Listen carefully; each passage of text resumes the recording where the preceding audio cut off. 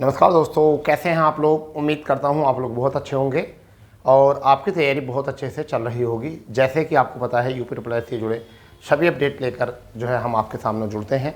और आज का जो अपडेट है वो एक बहुत बड़ा विषय है क्योंकि बहुत सारे बच्चे चिंतित हैं, क्योंकि समय समय पर आयोग के द्वारा भी अपडेट दिया जाता था कि अब जुलाई में वैकेंसी आ जाएंगी और चुनाव के बाद वैकेंसी आ जाएंगी। ये खबर आपने दैनिक भास्कर में भी सुनी थी, दैनिक जागरण में सुनी थी और भिन्न भिन्न प्रकार के अखबारों से भी ये माध्यम से पता चला था।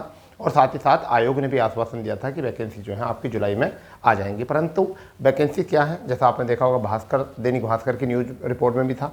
और 8 जून को प्रस्तुत किए गए आयोग की समीक्षा जो दी गई थी माननीय मुख्यमंत्री जी को, तो उसमें भी एक अपडेट दिया गया था कि आपका लेखपाल 4700 plus vacancy, ANM vacancy 5000 plus और जेई इलेक्ट्रिकल और मैकेनिकल की वैकेंसी जो है आपको जुलाई माह में जो है देखने के लिए मिल जाएंगी। परंतु अब आपका अगस्त भी आज ऐसा मान के चलिए 28, यानी कि ऐसा मान के चलो अगस्त भी लास्ट हो चुका है, अगस्त भी लास्ट हो चुका है और अभी तक वैकेंसी का कोई ऐसा पता नहीं है। तो ऐसा क्यों, आखिर ऐसा क्यों, देरी क्यों? अब ये सबसे बड़ा प्रश्न चिन्ह है, देरी क्यों? और देरी है तो फिर आगामी अब नोटिफिकेशन कब तक आएंगे, ये एक सबसे बड़ा विषय है। क्या यूपी पैड 2024 का पहले नोटिफिकेशन आएगा? क्या लेखपाल पहले आएगा? एएनएम आएगा? जेई इलेक्ट्रिकल मैकेनिकल आएगा? तो इस पर सब पर हम बात करने वाले हैं। परंतु देखिए, उससे पहले मैं आपको एक चीज़ बताने वाला हूँ कि इसका कारण भी बताऊँगा, क्यों नहीं आ रहे हैं, सारी चीज़ें बताएंगे, क्या रीज़न है। ठीक है, इसके लिए पहले आपको जो है कुछ चीज़ें देखनी है बड़े आराम से। देखिए, ये 24 तारीख की बात है। 24 तारीख के अखबार में खबर आई थी, 24 तारीख के अखबार में खबर आई थी। क्या था ये 24 तारीख को, यानी कि 24 अगस्त को, अब 25 अगस्त को आई थी और 24 अगस्त में काम हुआ था, मीटिंग हुई थी, सॉरी साक्षात्कार हुआ था। तो ये देखिए, यूपी ट्रिपल एस के चेयरमैन के लिए हुए साक्षात्कार। तो 24 तारीख को साक्षात्कार हुए थे, 25 की ये खबर थी अखबार की। ठीक है, लखनऊ मुख्य सचिव मनोज कुमार सिंह की अध्यक्षता में गठित सर्च कमेटी ने उत्तर प्रदेश अधीन सेवा चयन आयोग यूपी ट्रिपल एस समझ गए के अध्यक्ष पद के लिए शनिवार को आवेदकों का इंटरव्यू लिया। ठीक है, शनिवार में इंटरव्यू ले लिया। ठीक है भैया, आर्यवास में, यानी कि 24 तारीख में जो है इंटरव्यू ले लिया गया। ठीक है, आवेदकों का इंटरव्यू लिया। इनमें से सेवानिवृत्त अपर मुख्य सचिव महेश कुमार गुप्ता। अब देखिए, महेश कुमार गुप्ता का नाम ही क्यों आया सामने, अपर मुख्य सचिव महेश कुमार गुप्ता। ये मान लीजिए कि ये होड़ में है, सचिव मतलब अध्यक्ष बनने की होड़ में। ठीक है भैया, तो आगे है अध्यक्ष पद के लिए जो है ये क्या है, होड़ में है, समेत कई आवेदक शामिल हुए। अब सर्च कमेटी 3 आवेदकों को का एक पैनल सीएम योगी आदित्यनाथ जी के पास भेजेगी, यानी कि 3 व्यक्ति चुने जाएंगे और उसमें से जो है माननीय मुख्यमंत्री जी जो है इसका निर्णय, अंतिम निर्णय सीएम के स्तर से ही होगा। सर्च कमेटी में सदस्य के तौर पर अपर मुख्य सचिव गृह दीपक कुमार और प्रमुख सचिव नियुक्त एवं कार्मिक एवं देवराज शामिल हुए। ठीक है, तो देवराज सिंह और आपके दीपक कुमार, ठीक है, और आपके महेश कुमार, ये जो है महेश कुमार गुप्ता जी, ये शामिल हुए हैं। समय सूत्रों के मुताबिक सर्च कमेटी में आईएएस अफसर महेश गुप्ता के अलावा यूपी ट्रिपल एस के कार्यवाहक अध्यक्ष ओएन सिंह, सेवानिवृत्त आईएएस गया प्रसाद और पूर्व मुख्य सचिव आयुक्त महेश कुमार समेत 45 से ज़्यादा आवेदकों का साक्षात्कार लिया गया। ठीक है, अब देखिए क्या होता है कि आयोग क्या करेगा। अभी अध्यक्ष, यानी कि अध्यक्ष के चयन के बाद, अब मैं आपको बताने वाला हूँ क्या है ये, समझिए। जब अध्यक्ष का चयन हो जाएगा, अध्यक्ष जी का जब चयन हो जाएगा यूपी ट्रिपल एस में, यूपी ट्रिपल एस में, तो फिर क्या होगा कि एक बैठक होगी। क्या होगी? बैठक होगी और उस बैठक में यह निर्धारित किया जाएगा कि नए विज्ञापन कब तक जारी किए जाएंगे। ठीक है, और पहले कौन सा विज्ञापन जारी किया जाएगा, फिर आगामी एग्ज़ाम कब लिए जाएंगे। ठीक है, टाइपिंग कब कराई जाएगी, ये सब निर्णय जो है अब कब लिए जाएंगे, जब आपके अध्यक्ष साहब चुने जाएंगे। और अब इनका चयन कब होगा, तो मुझे ऐसा लगता है कि आने वाले 7 से 8 दिनों में यूपी ट्रिपल एस को क्या मिल जाएगा, अध्यक्ष पद जो है मिल जाएगा। यानी कि पद क्या है, अध्यक्ष जी जो है मिल जाएंगे। कहने का मतलब ये है, ठीक है भाई, अध्यक्ष जी जो है वो मिल जाएंगे आने वाले कितने समय में, 7 से 8 दिनों में। और फिर उसके बाद जो है एक बैठक होगी और बैठक में जो है फिर बताया जाएगा कि कब करेक्ट डेट जो है आपकी निकल कर आएगी एग्ज़ाम्स की और पहले कौन सा नोटिफिकेशन आएगा। अब मैं आता हूँ अपने उसी पोस्ट पर जो मैंने आपको दिखा रखी है। ठीक है भाई, अब देखिए ज़रा, ये है आपके पास आने वाले चीज़ें। तो देरी पता चल गई है, इस क्वेश्चन मार्क का जवाब मिल गया आपको कि देरी क्यों हो रही है, अध्यक्ष जी के चुनने की वजह से। अध्यक्ष जी के चुनने की वजह से, अगर जब तक अध्यक्ष जी नहीं चुने जा रहे इसकी वजह से शायद ये हो सकता है कि नए अध्यक्ष साहब के ही द्वारा जो है ये वैकेंसी निकाली जाए।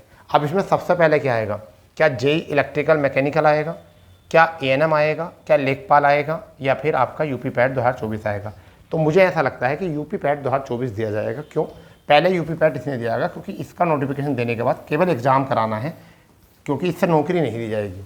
क्योंकि इसमें परीक्षा कराने के बाद में इसमें ये नहीं रहेगा कि आपको टाइपिंग करानी है, आपको डीबी कराना है बच्चों का, केवल एग्ज़ाम कराना है, उसके बाद जो है रिजल्ट देना है। ठीक है, तो इसलिए यहाँ पर सावधानियाँ ज़्यादा हैं आपकी रिजल्ट मतलब नोटिफिकेशन की। और उसके बाद जो नोटिफिकेशन है, अब इनमें से उसके बाद उनमें से 3 को प्राथमिकता दी जानी है, मगर ये पक्का है कि तीनों ही जो हैं ये 2023 पैट, ये भी 2023 पैट और ये भी 2023 पैट से आएंगे। तो जो बच्चे लेखपाल की तैयारी कर रहे हैं वो भी भ्रम में ना फंसे, लेखपाल की वैकेंसी आएगी, थोड़ी डिले हो सकती है। देखो, जब आयोग समय समय पर डेट चेंज कर सकता है, आयोग जब समय समय पर अपने कार्यों को डिले कर सकता है, तो कोई भी न्यूज़ देने वाला जो है अब करेक्ट डेट भी उसी के अनुसार, आयोग के अनुसार बताएगा। अब मान लीजिए आयोग ने कहा जुलाई में आएगी, तो आप कैसे कहोगे दिसंबर में आएगी, समझ गए नहीं। तो बात यह है कि एक चीज़ें जो होती हैं वो भी सूत्रों पर पता चलता है। आप भी जो विश्वास करते हो चीज़ों पर, वो अखबार में जो खबरें आती हैं उन्हें देख कर पता करते हो। जैसे मान के चलिए कहीं कोई घटना घट जाए कि लखनऊ में ऐसा ऐसा हो गया, ठीक है, बनारस में इस तरीके से हो गया, आपने अखबार में पढ़ा, आपने कहा गाँव में जाकर कि भाई ऐसा ऐसा हो गया, तुमने भी तो खबर पढ़ी। तो ऐसे ही जितने भी न्यूज़ देते हैं लोग, वो सब आयोग से जानकारी लेते हैं, आयोग में काम करने वालों से जानकारी लेते हैं, या कहीं ऐसा मान चलिए कि उनके कुछ और सोर्स होते हैं, ठीक है, या फिर कुछ उनका एनालिसिस होता है कि इतने समय में ये काम चल रहा है तो इतने समय बाद ये हो जाएगा, समझ गए नहीं। और आजकल तो तुम्हें पता है इतना ज़्यादा सोशल मीडिया हो चुका है, इतना ज़्यादा सोशल मीडिया हो चुका कि आदमी को छिपाना भारी पड़ रहा है, समझ गए नहीं। न्यूज़ कहीं ना कहीं से लीक हो ही जाती है, समझ गए। जैसा आपको पता होगा सभी लोग जो है कट ऑफ को लेकर दावेदारी देते हैं कि इतने से ऊपर नहीं जाएगी, इतने से ऊपर नहीं जाएगी, इतने से ऊपर नहीं जाएगी, इतने से कम नहीं जाएगी, जबकि ऐसा कहना जो है वो गलत है। क्योंकि संभावित कट ऑफ बता सकते हो, बिल्कुल ये नहीं कह सकते कि इससे ऊपर नहीं जाएगी, इससे नीचे नहीं जाएगी, ये कहना बिल्कुल गलत है, ठीक है। चलिए, तो अब इसमें क्या है कि देखिए संभावनाएं जो है वो लेखपाल की भी लग रही हैं, परंतु देखिए लेखपाल की जो वैकेंसी है वो सामान्य क्वालिफिकेशन से बच्चे इंतजार कर रहे हैं काफ़ी। तो ये बच्चे वो हैं जो सामान्य क्वालिफिकेशन से इंतजार कर रहे हैं, और वो लेखपाल है जो पिछली भर्ती में रह गए थे। क्योंकि जब किसी भर्ती में कोई कैंडिडेट रह जाता है तो अगली वैकेंसी उसी चीज़ की जो है ना वो ज़्यादा चाह हो जाती है उसको कि मैं अब उसी में ही आवेदन करूँगा और मैं उसी में ही सिलेक्शन लूँगा। फिर वहीं पर एएनएम, जो एएनएम पद के लिए हैं, जो पिछली बार 9200 कुछ एएनएम आई थी, उनके बाद में यहाँ से भी कुछ पैनिक हैं, और इनके सिवा कुछ और ज़्यादा है नहीं। क्योंकि पैट में जो जाएगा स्कोर कम, वो एएनएम का और जेई का कम जाएगा। यहाँ पर ये दोनों पैट के लिए तो ऐसा मान के चलिए कि ये तो केवल क्वालिफाई मतलब इनका प्लस में नंबर होने ज़रूरी है, एएनएम वालों के और जेई इलेक्ट्रिकल मैकेनिकल वाले। अब इलेक्ट्रिकल मैकेनिकल वाले क्यों परेशान हैं जेई में, क्योंकि जेई सिविल की वैकेंसी आ चुकी हैं और 4000 प्लस वैकेंसी हैं। इस वजह से बच्चे ये ज़्यादा पैनिक हो रहे हैं कि सिविल वालों को इतनी वैकेंसी दे दी, हमारा नोटिफिकेशन क्यों नहीं आ रहा। तो ये किसी न किसी के प्रति अपशब्द भी निकाल रहे हैं। देखिए, किसी भी चैनल वाले के या किसी भी व्यक्ति के जो भी टेलीग्राम चला रहा है या कोई चैनल चला रहा है, अगर इनके हाथ में नोटिफिकेशन होता तो ये नोटिफिकेशन सबसे पहले निकालते। फिलहाल में ये आयोग के हाथ में नोटिफिकेशन निकालना, और आयोग जो है देखो समय समय पर डिले कर रहा है। तो जितना भी जो भी कुछ कहना है वो आयोग को कहना चाहिए, ठीक है। और रही बात ये कि आयोग को भी, क्योंकि आयोग में भी काम चल रहा है, ठीक है। फिलहाल में ये तो है कि हाँ, यूपी आयोग में जब से अध्यक्ष जी गए हैं, जब से और भी चीज़ें जो हैं थोड़ी सी सुस्त हो चुकी हैं, थोड़ी सी और ज़्यादा ढील हो चुकी है। या तो ऐसा मान लीजिए कि जब परिवार में एक सदस्य की अनुपस्थिति होती है तो काम जो है थोड़ा धीमे चलता है, ठीक है। तो अब ये नोटिफिकेशन अब जो बनेंगे आएंगे, ये कब आएंगे, अध्यक्ष जी के बनने के बाद। अब वो निर्णय लेंगे बैठक में नए अध्यक्ष जी कि कब इनका नोटिफिकेशन निकाला जाएगा, पहला नोटिफिकेशन किसका निकाला जाएगा, यानी पैट का। अभी कहना उचित नहीं है, अभी कहना उचित नहीं है, क्योंकि अभी जो मामला जो था वो लग रहा था कि जो कार्यवाहक अध्यक्ष जी हैं उनके हाथ में चल जाएगा, वहाँ से काम चल जाएगा। मगर अब जो सीधा सीधा है, अब लगता नहीं कि ये नोटिफिकेशन उनके हाथ में है।